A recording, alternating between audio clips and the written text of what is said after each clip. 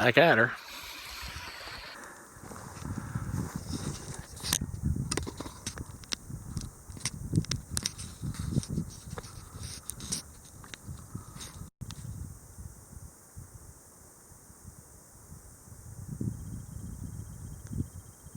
He's a big guy.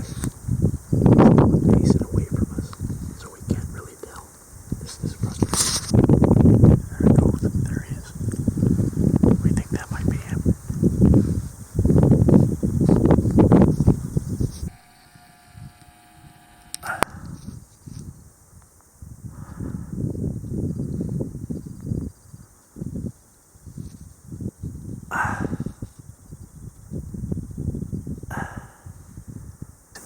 This was a crazy, crazy time. They were 300 yards below. We were had the gun ready to go. They yarded up into a group of 4 with their horns intertwined, so we couldn't really shoot. And then the wind shifted, and they ran out to 600 and 628 yards. And that's farther than I can shoot, and there's no real way to stalk closer. So we're going to let the sun go down here, and then we're going to sneak out, and we're going to try again. We're going to try not to scare these guys. Try to get them calmed down for tomorrow. We could have maybe come around, but there's just, everything's higher, so there was no way to do this without having a really high percentage chance of being busted. So you can't see them, but we can. They're 628 yards away, and there's no real easy way to get closer.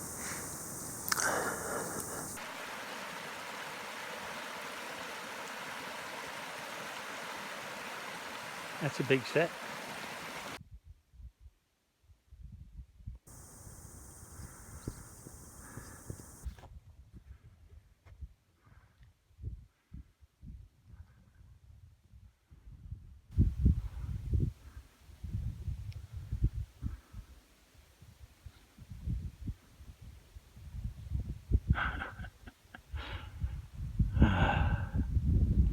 Buggers.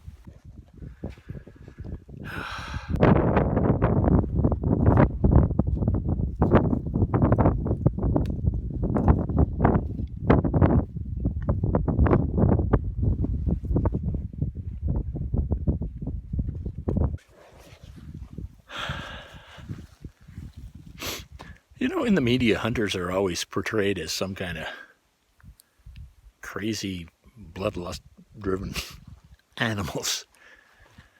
And I find most hunters, there's slobs in everything, but most hunters operate through a sense of ethics. And there we were, after 4 or 5 days, hard days, figuring out the new pattern of the rams, which are much more skittish than last time we were in here, because there have been wolves in here. At least that might be one of the reasons. And at the end of our hunt, my son gets me within 500 yards, just under. And I've often said 440 is sort of a quarter of a mile is sort of my preferred range. And I might have taken a shot, but there's a wind howling down that valley. And it made the chance of wounding 50-50. And that guy's still our professor. And he deserves. Like at 3:18 the other day, I was just going to drill him. And then the wind shifted and he ran. So we're out of the wind on this side. Now we're going to go home. It would have taken us 24 hours probably to pack him out, plus we needed to sleep. So for sure we would have missed a day of work and school, which wouldn't have been the end of the world. If it had been 300 yards, if even it had been 400 yards, maybe. 500, I've shot enough at the range to know when the wind's howling. I miss that steel ram. And that's not from a bench rest. Sometimes I miss that steel ram with the best of conditions. So that was our ethical choice. That was the best hunt I've ever been on. Largely thanks to this guy here. Where is he? Where'd he go? There he is.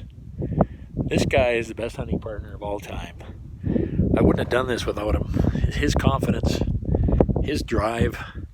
Man, it's nice having a young fella.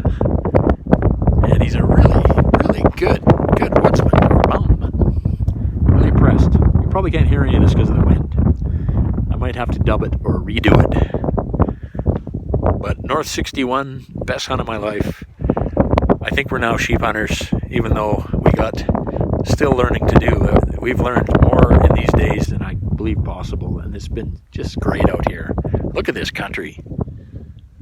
How could you not love the Yukon?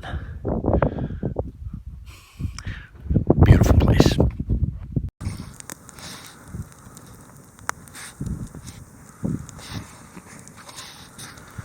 What do you think of having a fire there, Sonny? Pretty great. Yeah.